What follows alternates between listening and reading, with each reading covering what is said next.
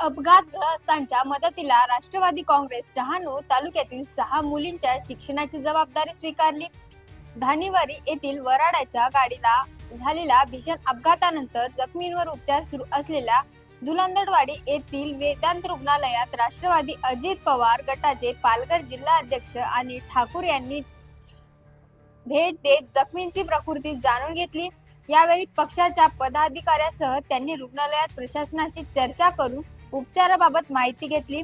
वेदांत रुग्णालयाचे प्रमुख डॉक्टर माने यांची भेट घेऊन उपचार घेत असलेल्या 8 जखमी रुग्णालयांच्या प्रकृतीची विचारपूस करण्यात आली.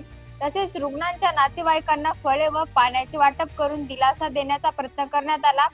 त्यानंतर आनंद ठाकूर यांनी बापूगाव लाखतपाडा येथे जाऊन अपघात मृत्युमुखी पडलेल्या 13 जणांच्या कुटुंबियांची भेट घेत सात्यवंत केले. या दुर्घटनेमुळे शैक्षणिक दृष्ट्या निराधार झालेल्या जवळपास 6 मुलींच्या शिक्षणाची संपूर्ण जबाबदारी राष्ट्रवादी काँग्रेस अजित पवार गटातर्फे स्वीकारण्यात आल्याची घोषणा त्यांनी केली. सध्या गंभीर अवस्थेत 5 रुग्णांवर मुंबई येथे उपचार सुरू असून त्यांच्या प्रकृतीबाबत सातत्याने माहिती घेत असल्याचेही त्यांनी सांगितले.